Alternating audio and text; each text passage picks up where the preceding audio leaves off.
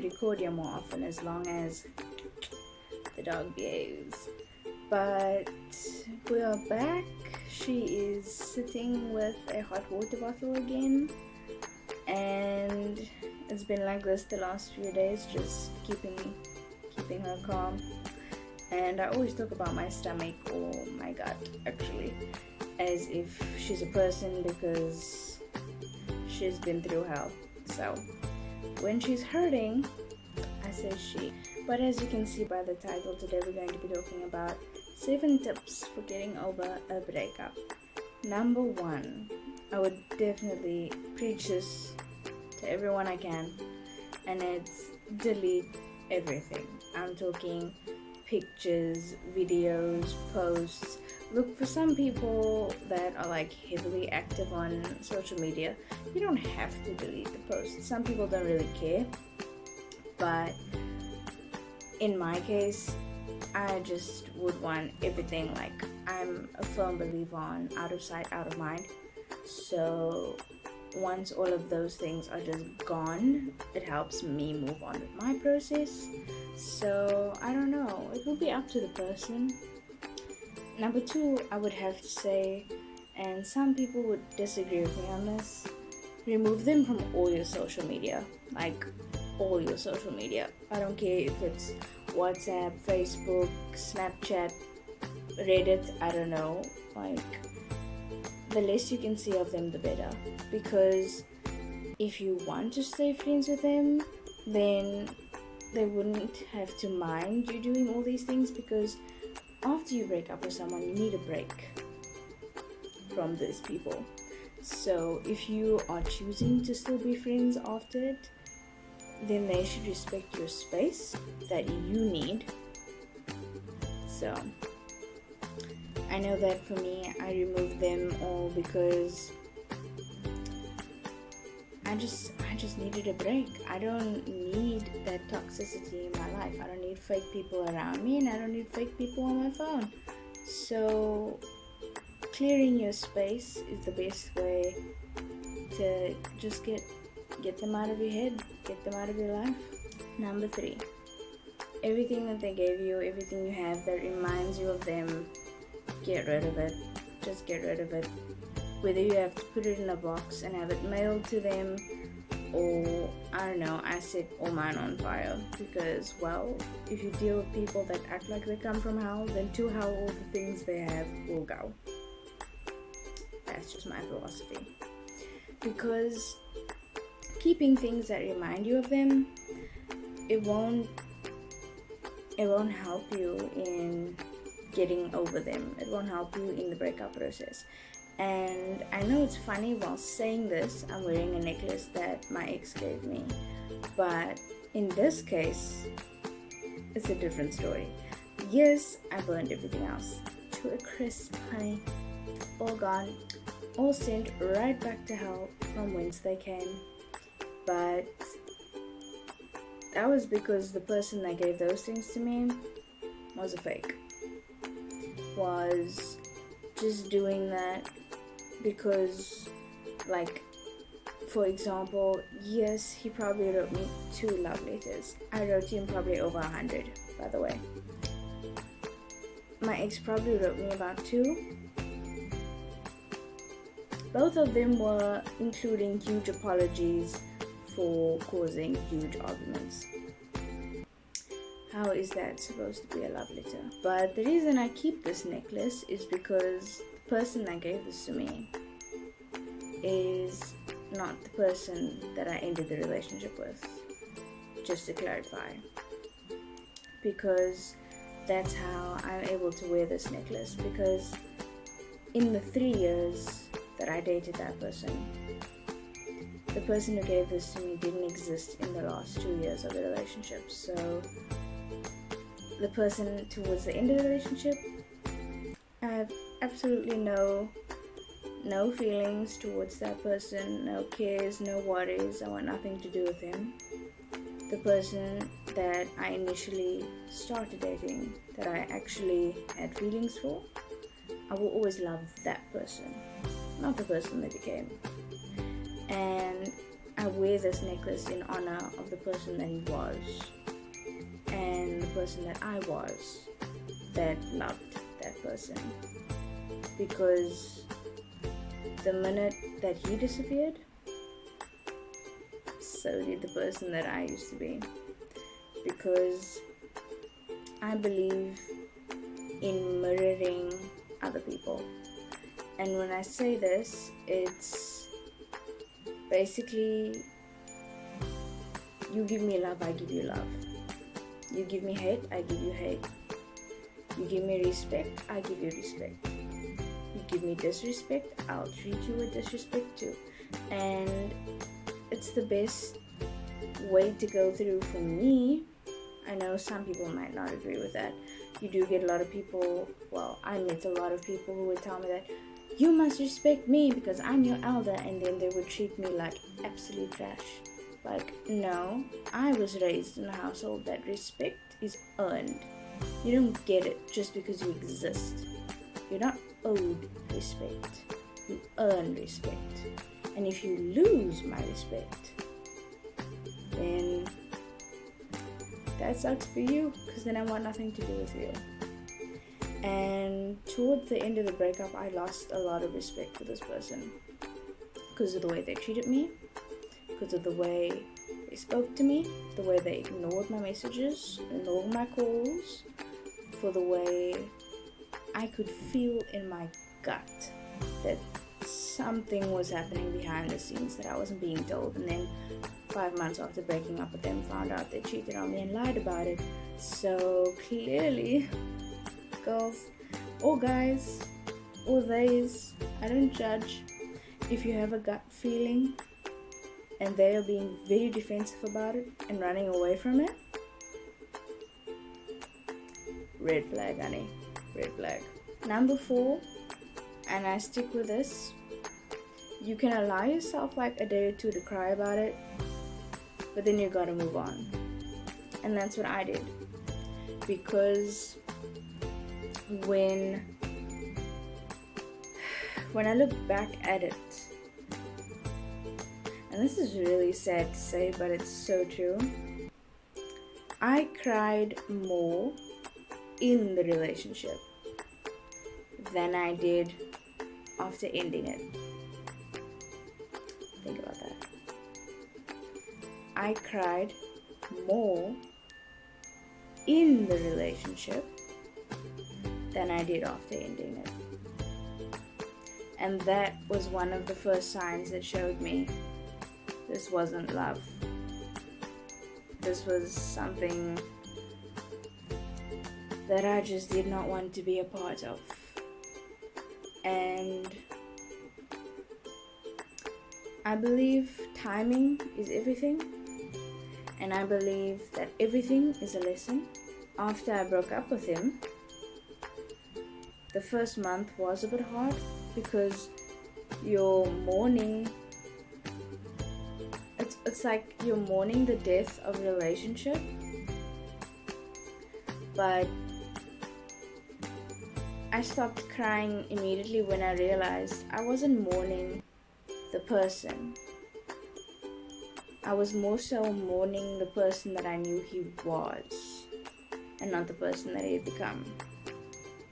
And once you get to that space, you find a lot of peace. Funny enough, during the time that I was finding that peace, my health went right down the drain, and I was rushed into hospital. And that's when those hospital videos were filmed afterwards, which is crazy because I was keeping myself busy with university work, keeping myself busy with writing books, keeping myself busy with getting ready for finals, and then when finals came, getting myself ready with reading the novel, doing my exams, all of those things. And because I was piling it on so badly, it was also impacting my gut. I was missing meals, a lot of things was going up and down. So then by the time we realized that all that stress and all that things that I was going through and all the overworking that I was doing was actually causing me problems, we only realized once I was sick past the limit. That's also another reason why I was so happy that I didn't cry about it, is because I knew the person I was breaking up with. I knew he was not the person that I first met. He was not the person that I started dating. He was not the person who put this necklace around my neck.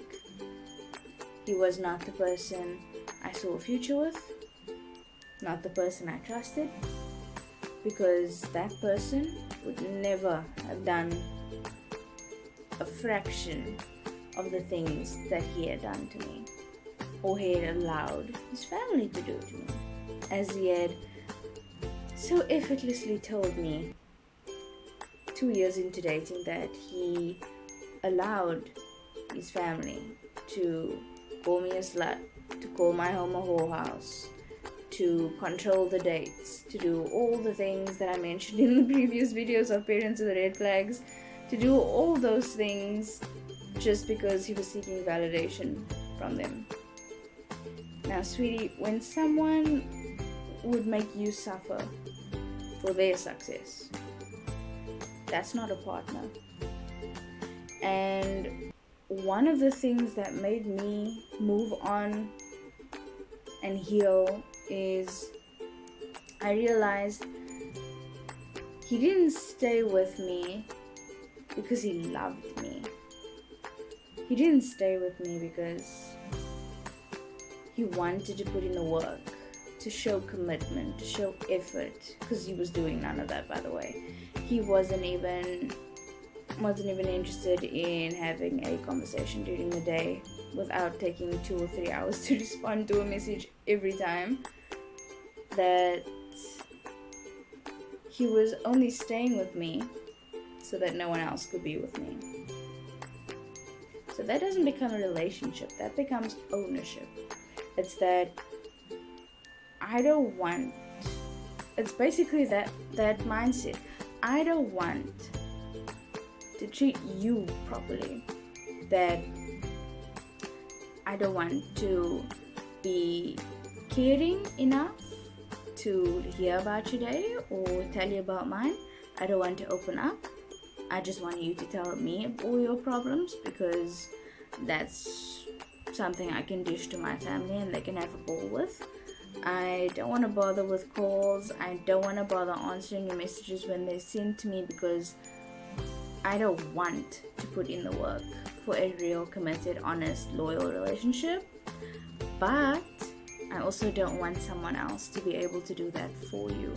I don't want someone else to be able to make you happy. I don't want someone else to be able to give you all the qualities and all the effort and all the things that I am not willing to give you. Does that make sense? It's like, why?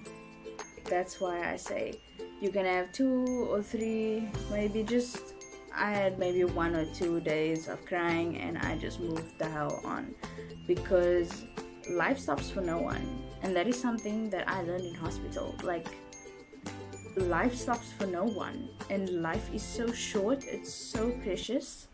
And if you have woken up, if you have opened your eyes, if you have seen a brand new day, you do not realize how blessed and freaking lucky you are to still be walking this earth, because so many people die every day. And the way people act as if they are going to live a million lives, it just disgusts me. And losing respect for him, realizing that the person I loved wasn't that person, made it so much easier to leave. And when I needed the final sign that I did the right thing, and I was told and showed of the disloyalty and infidelity, that was my final sign. Cried maybe a day or 2 about it, and I moved on. Number 5. Look, Yes, focus on your goals, keep yourself productive. But don't do what I did and overwork yourself. Let's just say laying in hospital is not as fun as some people make it look in movies. So keep yourself busy, keep yourself productive, even if it's every single day, making a certain time, making a schedule, making a routine for yourself that you wake up, you do a meditation, you have your breakfast, you do an exercise. And I know to some people might seem like, oh, but I don't feel like it. I get that. Believe me, I get that. After a breakup, it's very easy to just lay in bed and not want to go anywhere else for the rest of your life. Believe me, that out of the 99.9999999% of things that will happen in your life, it's probably only 1%. And if you let that 1% take away the potential for all the rest, how would you feel? You'd feel like crap, right? And these are the things that I had to teach myself, because I am more of a person like, the suffer in silence type. I don't enjoy crying in front of people, as I said in one of my hospital videos, or probably in many of my videos. I don't like crying in public. I don't like feeling like I'm the person that's looking for pity. I don't like that. I mean, the first time I had one of my first university friends visit me, that same day we came home from campus because I was feeling ill and I was having spasms. I was literally sitting in the rocking chair in the lounge in severe pain, could barely speak because I couldn't breathe, and I was apologizing to her. And she asked me, she said, "Why are you apologizing? You're in pain." So I just said, "I'm sorry.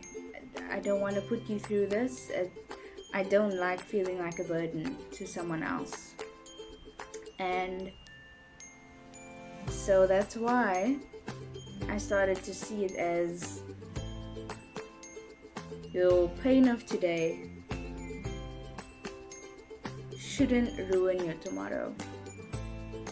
Because that's the beauty of the future. You don't know what's gonna happen. You don't know. You really don't know. Like, today you might have your heart broken.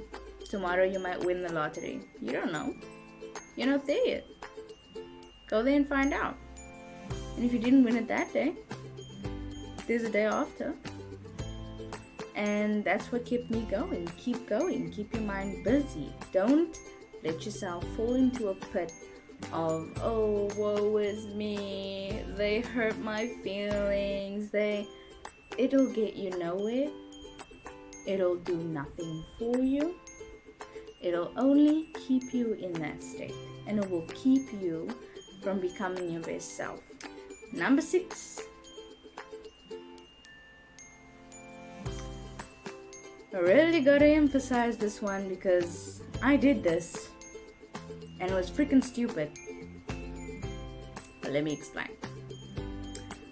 Don't jump into a relationship until you are fully healed.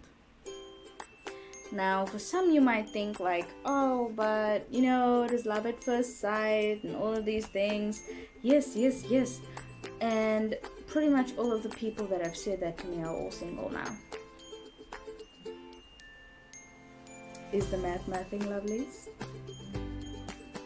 Like, seriously, because I know someone that was in a 7-year relationship, ended it and started dating someone else the day after. They dated for about 3 years on and off.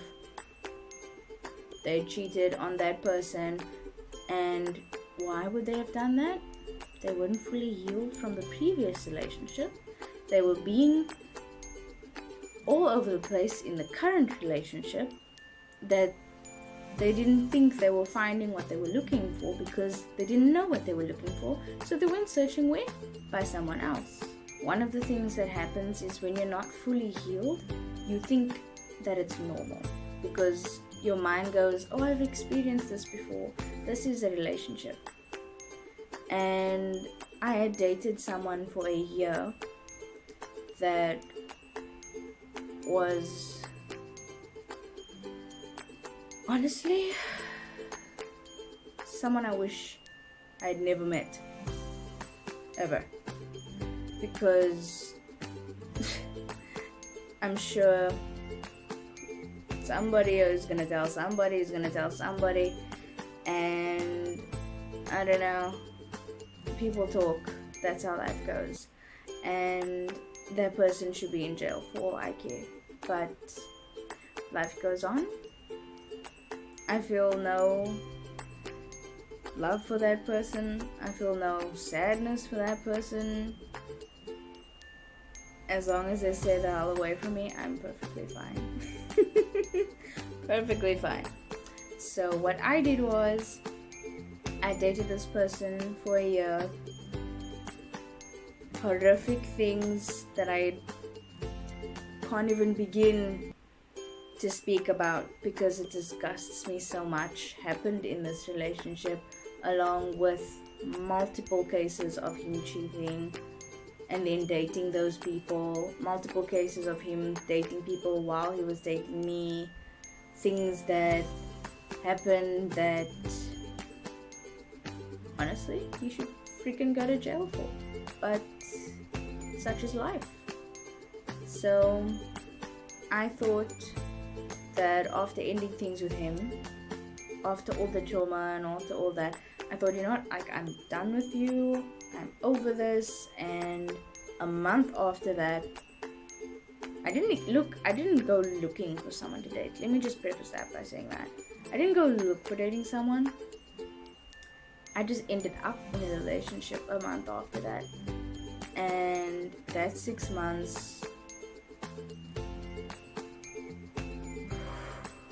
were the most mentally draining 6 months of my life, and that doesn't even compare to the last 3 years. Well, yeah, that should tell you a lot.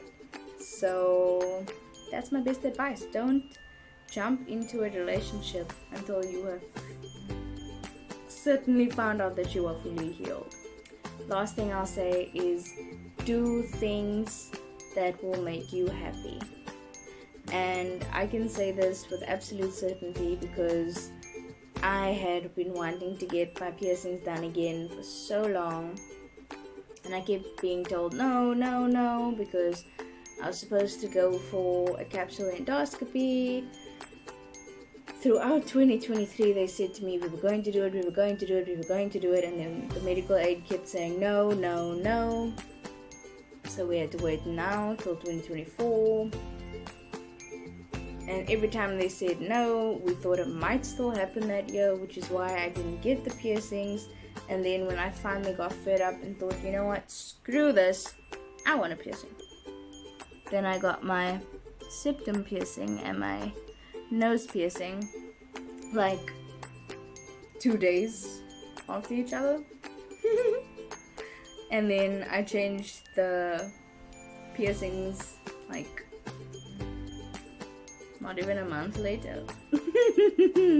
And now they're almost healed. It's like, I don't know, they're there.